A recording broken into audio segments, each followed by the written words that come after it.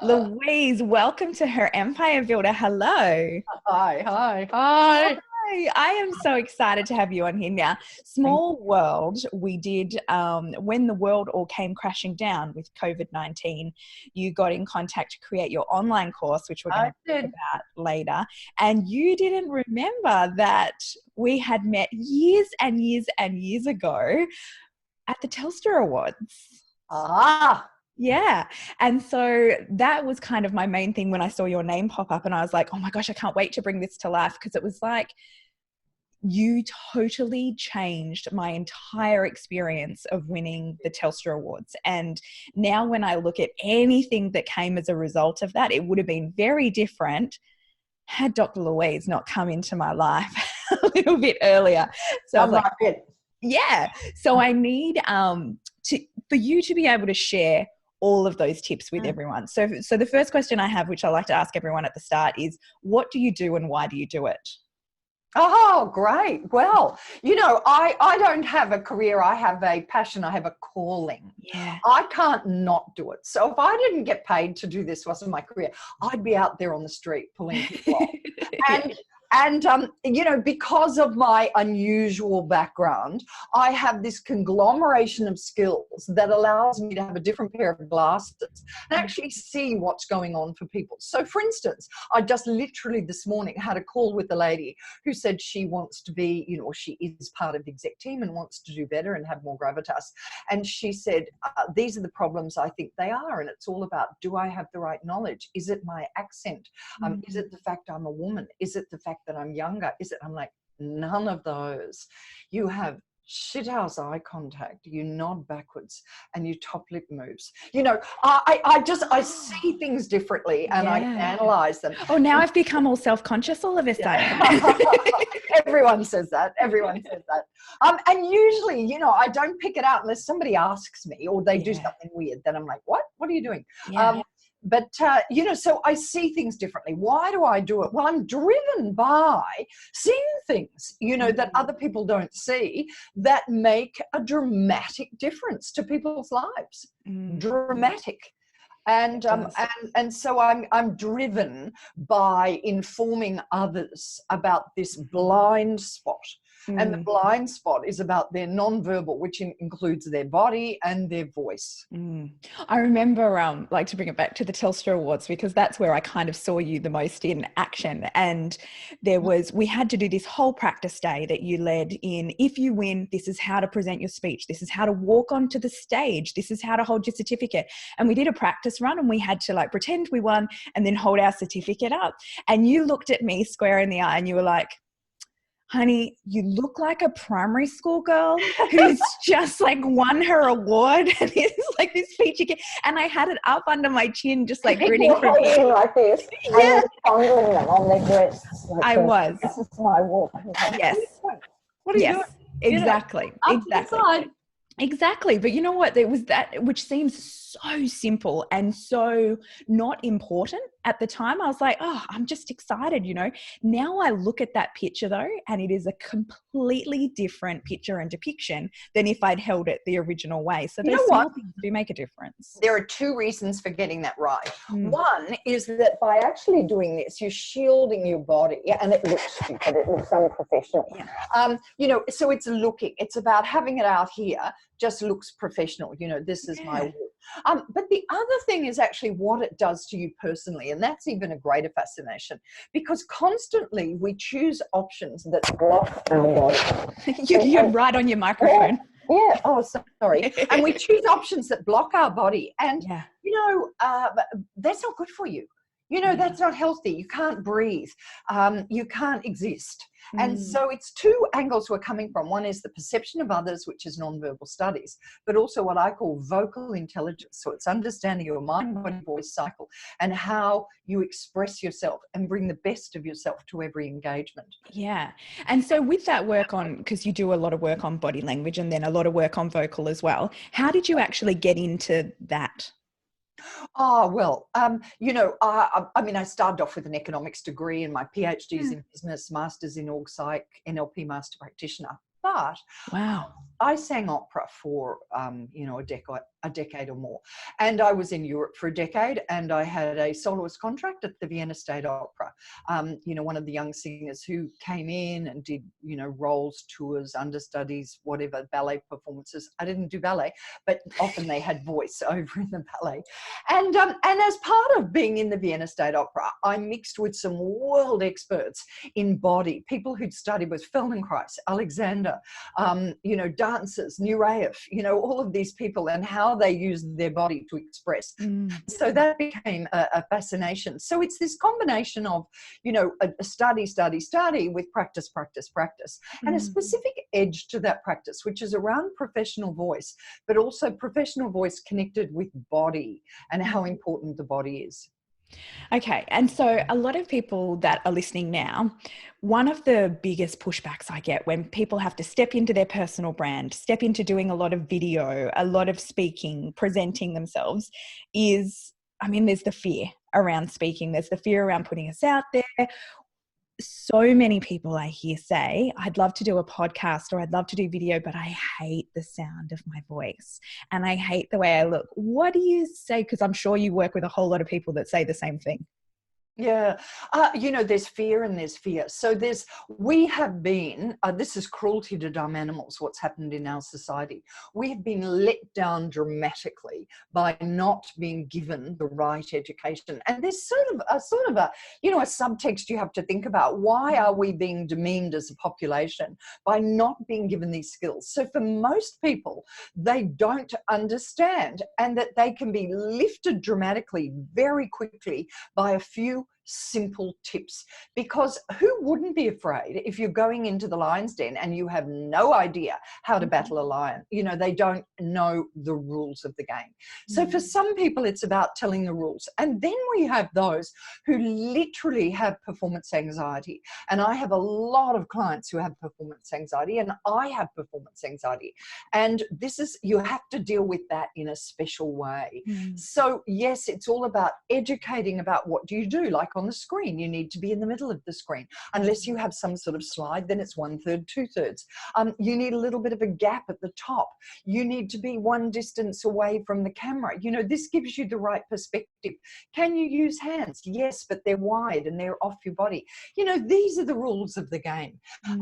And we just need to know them. So when people say, oh, my voice, I can't stand the sound of it.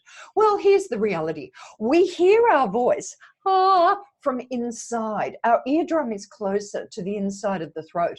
Therefore, we hear a really resonant sound.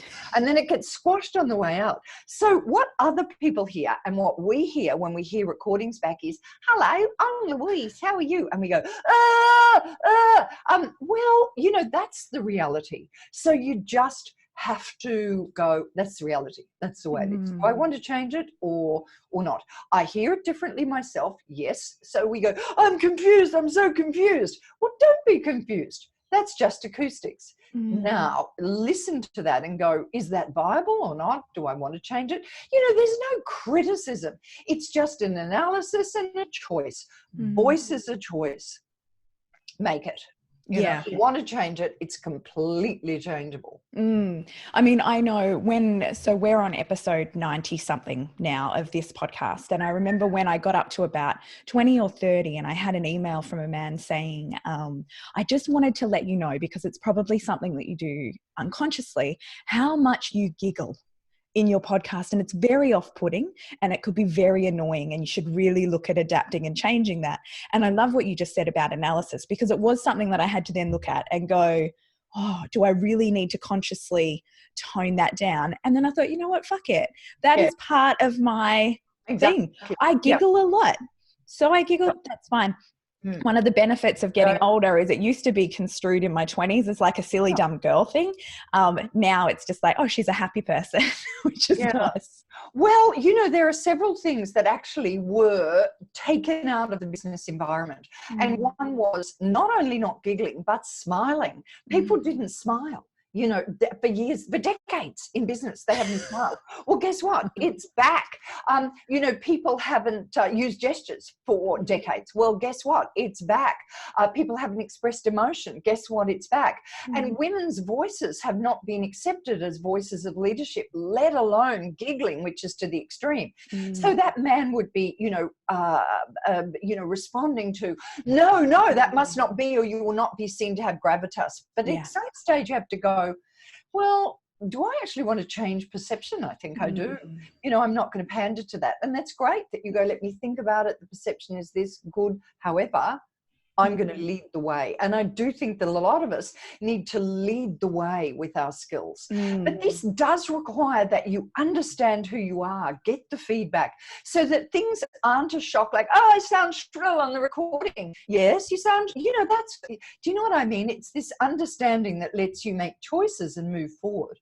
And so with that, when people are looking at their recordings and looking at their videos, for example, and we all pick things that we do in videos. I mean, I always, and I don't watch back a lot because I then get too self-critical, and I often think, I totally agree. Yeah. I go, girl, why do you move your arms so much? And then I do this weird thing with my mouth. There's a whole lot there, but I go, what can people do?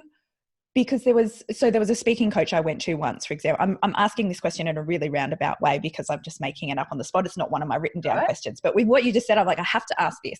So a speaking coach I went to once, and she was very much on every inflection of different words to do a different hand gesture that would evoke different things in the audience, which I see the value of doing all of that.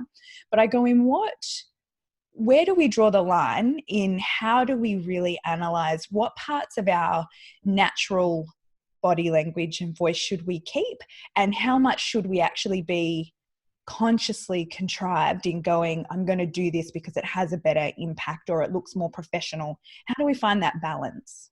Well, how far do you want to go? You know, if this screen were a graph that went from here, when you're at a lower level in an organization, you know, do whatever you like. But once you start to come up in leadership, you know, it goes exponentially. The importance of these areas becomes exponentially important. So for instance, people will, some people when they're thinking will do funny expressions like this. Well, you know, does that work? You know, at some stage you have to go, that doesn't work. And of course, men will get away with it, I have to tell you. Women don't. Women have to be closer to bringing their best, always working on bringing their best, because we get crucified. So you think it's worth really analysing it and going, okay, how can I get a better result out of my presentation? I do. You know, and you use the word natural. Forget natural. You said my natural habit of my natural gestures. Your natural gestures disappeared years ago. They are now habitual gestures. And all of us have a habitual gesture. And many of us cross over and do, I call this Tyrannosaurus Rex. You know, where you just do that, or we flap like the seal, or, you know, you do a lot of that. Yeah. I have a lot of hands up. Yeah. So that's because you're a visual preference. Excuse me. That's because you're a visual preference. It takes your hands high, and a lot of visual people will play with their hair, or, you know, it's hands up. So you have to go, well, you know, actually pandering to that visual perception, you know, learning preference where it will take your eyes up, it'll take your voice up. So, and it'll take your hands up. So, you know, as a visual preference, I will, if I get caught out or I'm nervous, I'll go, well, okay, thanks, Tina. You know, why do? That's what I want to do. And yet, so I have to go, well, does that work? And I have to go, no, it doesn't. Can I stop it? I have a visual preference. I can't, but I can reverse it. So if you ask me something that maybe throws me, I'll go, well, what? Sorry. Well, why would we want? And I will do the cough to change state. Yeah. So not everything has to go, but I do think you have to understand yourself backwards. And why? Because it's not just about every day, it's about stressful situations. And as you get into these leadership, or not leadership roles, but leading others, say in webinars, we are under the magnifying glass here, and every micro expression counts. So are we, as that becomes important to others and how we influence, then I'm not even saying you change it, but I'm saying be aware of what your patterns are, decide if they work and you keep them, or change them. And then one of the most recent things I've had to work on is when I speak a lot, mainly just on screen, I scratch my nose. Oh, do you? Yeah. Well, I get rid of that. That's what I've been working on, but I've gone, what a weird habit to do. But it's like the vibration or something when I talk irritates my nose. And I go, when someone pointed it out, I was like, really? And then I watched back a few and I'm like, oh my gosh, I touch my nose all the time. Well, very weird. Yeah, I videoed lady this morning talking to me, and as she's talking to me, I had the camera there, she couldn't see it, I had it down, but as she's talking, I'm videoing her, and I videoed it for 10 seconds, and in those 10 seconds I don't think she looked at me once. She'd come back to the middle and then close her eyes and then off again, and then has the nerve to say to me, I think it's my it's the fact that I have an accent. She had no accent, it's your bloody eye contact, so scratching your nose is another one. She had no awareness of that, and you didn't know until somebody pointed it out, and you need people to point it out, and then you need to decide, do I do that? I don't believe it's because your nose itches. I believe it's a sort of an insecurity thing, you grab. However, what is the non-verbal research on scratching the nose? That's your dog, not mine. On scratching the nose, and it says you're lying and uncertain. So you have, then I really need to. So I'm very certain. Number one, the perception is lying and uncertain. Number two is actually that crosses your body and crosses your mouth. So there is nothing about that works. So get rid of it. Yeah. Working on that. Yeah. And so is there a place that you can learn in going, if you notice that you're doing things habitually that you've learned over time, how can you identify kind of, what you just said, that the nose thing is perceived as that? Well, how do you learn? Yeah, how do you learn that? You know what? Google. What does scratching my nose mean? These things are really, really, really well researched and understood. Okay. Scratching your head, moving your hair is always seen as a sexual gesture. So people, I just have to put my hair back. Oh, stop it. No, that's a no-go. But sometimes you just have to adjust your hair. No, you don't. Hairspray. Hairspray. Seriously, that's one of the rules of presenting. Your hair is off your face. It doesn't have to be right off your face, but it cannot be shadowing your eyes. Which side am I? This is not on. It's not sexy. It just looks stupid. So, get it back. Hairspray. I've got hairspray on. Look at that. Doesn't move. Did you hear my voice go high then? For people on the podcast now, Louise looks like a newsreader. And I do that for a lot of my clients. Executive, you're influencing others and you've only got one eye. Well, nah. I mean, number one, it looks like you're hiding something. That's the non-verbal perspective. But number two, actually, you can't see. Not a good look. And this lady who looked all over the place actually had the nerve to say to me, I had difficulty reading the body language of the people around me. I'm like, have you tried looking at them? This is just stupid. Yeah. How do you get the feedback? Do you know, I believe videoing is cruelty to dumb animals. It's too harsh. We are living a world from inside here. And when we watch from the outside in, it's like, my nose is too fat, my this, like that, I should never wear orange, whatever it is. It's too harsh. So you need to get other people to give you feedback. And then at the same time, you need to say, well, who is this person? So for instance, that was interesting about the giggle. The feedback was from a man. Of course it was. They are so attuned to not doing that. And you have to go, what do I think about that feedback? From whom did that come? Yeah. Whole different set of rules that he's operating by. Yeah. Yeah. And so for people that are stepping into this for the first time and starting to do it, knowing that people are watching this stuff and you've got all these nonverbal clues, what are some tips to get over the confidence issue in actually putting it out there, knowing that there's so many things that we're saying and not saying that are going to be under the microscope. Get educated. You know, I believe there's a mind, body, voice. Of course, it's all in the mind. And you could go, do you know, I need to work on my self-belief. You know, I need to love me. Yeah, really? How long have you got? Because that takes a decade, you know, of psychotherapy. We don't have that time. You know, I get people who go, I have this major TV thing, or, you know, tomorrow or this afternoon. I don't have that time to say, tell me about your relationship with your mother. I don't have time. So what we do is we recognize that the mind reflects in the body. So you go to the body. So this is your understanding of the body. So for instance, if I'm really stressed, I would not be sitting as I'm sitting now. I have specifically, because I suffer from nerves, I have a standing desk. So I will stand. Now, what this does is it brings the energy into my lower body and gives me more power. So it's going to power me up a lot more.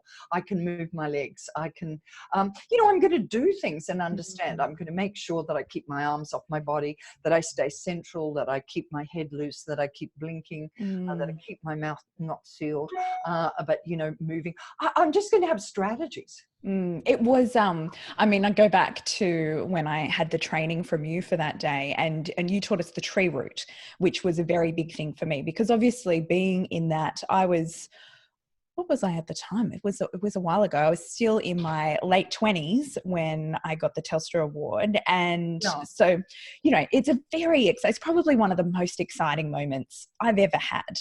And so with that comes really so much of every emotion all at once.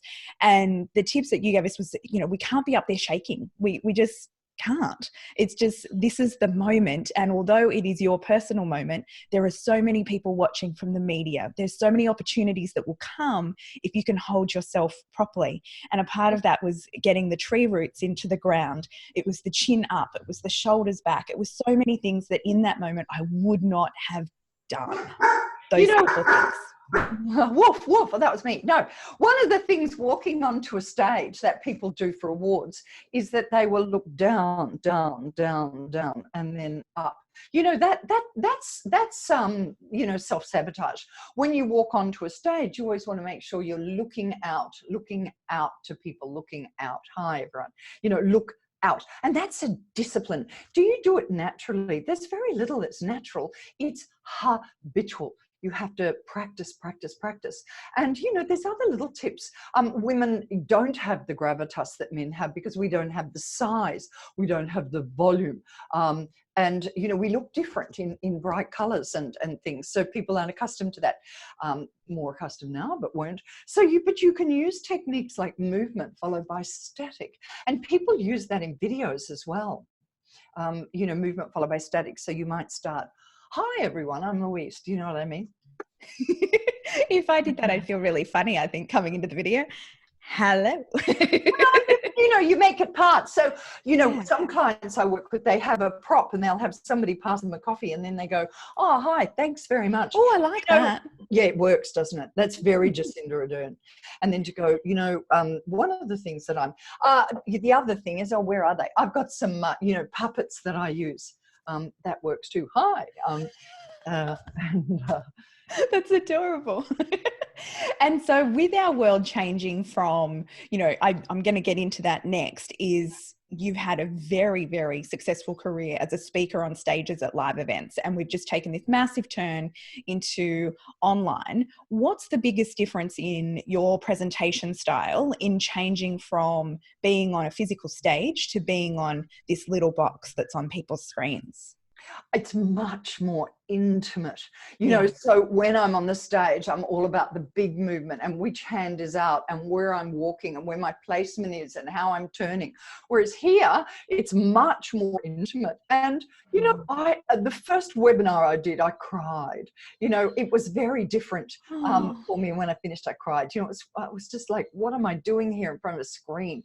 And now I love it. I love it because I've just discovered a whole new game, you know, like my puppets and intimacy. And it's a different level of intimacy. Yeah. Really, And so let's talk about that for a second, because I mean, when we first spoke, it was the same week as I spoke to many people in going, the entire business that I've built and known has overnight just stopped. I've now got to do something different and take it all online. Can you talk to me about how you decided what to do and how you coped with that from a personal point of view with that transition? Yes, well, I'm an old dog. And what that meant for me was that I just never stopped to take breath. I just hit the ground running with what I could do.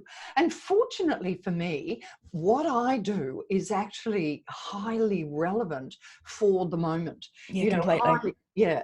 And so that was very lucky. People go, you can't sell at this time. Well, I did. And I did because I had something to offer that was helpful in that moment. And funnily enough, I've had a lot of texts saying, thank you, Louise, for your leadership at this time. And so what I did was, rather than my keynote work, which was often about humor and funny and imitations, is that I went more to what people didn't normally see up front, which was my coaching work, which is substantial. I've done 16 years of full-time study at the university. I've got 2 masters, PhD and Z degrees.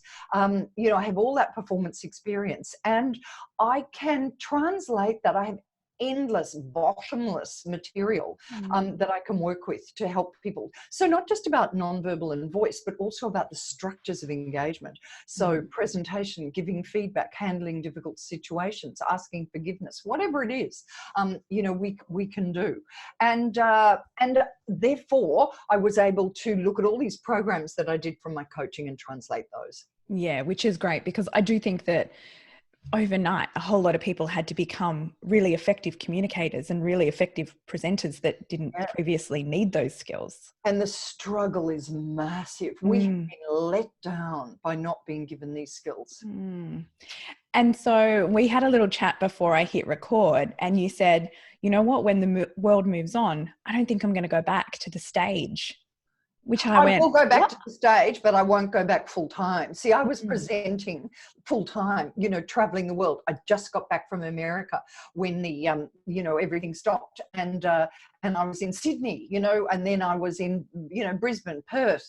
I'm supposed to be back in, where is it? Vietnam, and then back to America. And then, all of that stopped. Yeah. All of that stopped. So having done this, but I am finding it so rewarding. The things people don't see, I get little private messages saying, thank you for being there. Thank you, we're in the right place at the right time. And one of the things that I'm finding people are now, coming and owning up about is performance anxiety. It's chronic. The research shows that there are small numbers of people who have performance anxiety. It's hidden, it's undiscussable. There's a lot of people out there, and at senior positions at all levels. And performance anxiety is not a social anxiety. They used to think it was part of the social anxieties. No, it's not. It's a completely separate little thing. You can have that and everything else is perfect in your life, but you have to sort that out, or it has enormous career limiting potential. Yeah. And it is sortable, so let's do it. Yeah. And so what's been the biggest shift in terms of having to move everything to online? Did it give you a moment to kind of reflect and stop getting off that travel treadmill and going, oh, hang on a minute, life can look very different? Life can look very, very different. So I'm enjoying not going to the airport and losing that computer time and having time to work on the business as well as in the business. The difference is that I do think there needs to be a lot more research about the amount of Zoom. Like if you're doing 6 to 8 hours of webinars a day, that is exhausting. And I don't think they've got to the bottom of why it is so exhausting. And one of the things that people mention are the glasses, where I can't wear those glasses and present. No. Cannot be serious. I can't do that. So the screen I find very tiring on the eye. Yeah. But, so we have to work out new techniques of how do you have breaks? How do you have eye rests? Yeah. I found that as well when I've done a few full day ones, the energy, it's exhausting by the end. But I've found as well, a lot of people present with ring lights and light boxes, and that's, which I can never, ever do. So I usually have all of the lights off in my office, and I have a really awesome webcam, which makes me look brighter, that has no light. And so with that, if I have the lights on, by the end of the day, I always have a headache and I'm always really tired. So it does make a really big difference when you're not getting that fresh air and that natural light and those brain breaks as well. Yeah. So at least I'm not in the plane and not getting any sleep or standing at the luggage. Amazing. Well done on doing such a big transition, because that's never easy. No, it's great. I've got leadership programs all over the place. Women in leadership programs, leadership team programs, sales teams programs. Yeah. And loving it because I'm able to go to that different depth. So, but the speed at which you chopped from one lane to the next lane, just seamlessly. We're just like, I was doing that. Now I'm doing this. Meh, no big deal. One of the tricks was that all of the work went down the toilet, like that. And some clients with that, they said, of course, because we can't do your work virtually. And I was able to say, well, we could try, and we have, and it's worked. Yeah, well done. So it was great to get, early adopters, people who wanted to take a risk, who had a go, and we've explored it together. Yeah. And it's great. And I think that's a big thing that people learned too, is when it first hit, a lot of people were saying, you know what, we'll just cancel everything and we'll just wait and reschedule it for a couple months' time when everything comes back. And now everyone's realized actually it's going to take years for our world to come back to how it was at the beginning. Yeah. So it will, and I believe that, people are saying the world will change dramatically. I don't know, for several reasons, because we're creatures of habit and we all want to go back to the old ways. The issue is with big performances, big audiences. That's going to be the struggle. It's going to take the longest. And, I think that will really go on for some time. So I'll go back to that because I love it. I get such a kick from it. But I will always keep this going. It's a different level of satisfaction. Yeah, that's awesome. So I want to ask you about profile, because you've done such a brilliant job of your personal brand, building that, getting all the right media. Has that been a really long thing? Have you done that consciously? Do you use a PR firm? How did you craft your personal brand? Yeah, nothing beats live TV. It's the weirdest thing. You can do so little live TV and it means a lot to people. So, I could do, say, over 3 months, I might do one breakfast TV, and I'll meet people in the street and they'll say, oh, are you professional TV now? And I'm like, where did you get that impression? But they see one and they think that's what you do for a living. I was on the Today Show earlier this year, and I've never been so crazy nervous in all my life. Hugely stressful, isn't it? Oh, it's hugely stressful. And it was so different to, they were just like, okay, so you just sit here and we'll just let you know when we're ready. And I was beaming in, the presenters were off site, and then they walked over and went, okay, Tina, you ready? Just look over here. We're ready to go. And then they were on, and I'm like, are you kidding me? I have never prepared for this. I don't know what I'm doing. Do they not know? I don't know what I'm doing. And I didn't know whether to look at, like, which box to look at, where the actual camera was. I'm going, oh my, and then I finished and they're like, thanks so much. Okay, you can exit over there. I'm like, that was the weirdest experience ever. Bye-bye. Piss off. You're gone. So you never know when you're on. So that's where it's important to have the skill of this. Nod, blink, smile like an idiot. Nod, blink. Because you don't know, am I on? Am I not on? What the hell is going on here? And then suddenly you are on. Yes. Okay, but you're ready. Because you don't want to be caught out. And in the early days, I was caught out going, sorry, what? Am I? Oh, sorry, that you don't want to be caught out. So you have to be, all of that time, you don't know what's going on. You have to be there. And then they always get the first question. That's what throws me. So they'll give you the questions, and your first question, you've got, and they might say, so tell us about running program. And they don't do that. They suddenly go, so you come from Melbourne. What? And that will throw you the first question.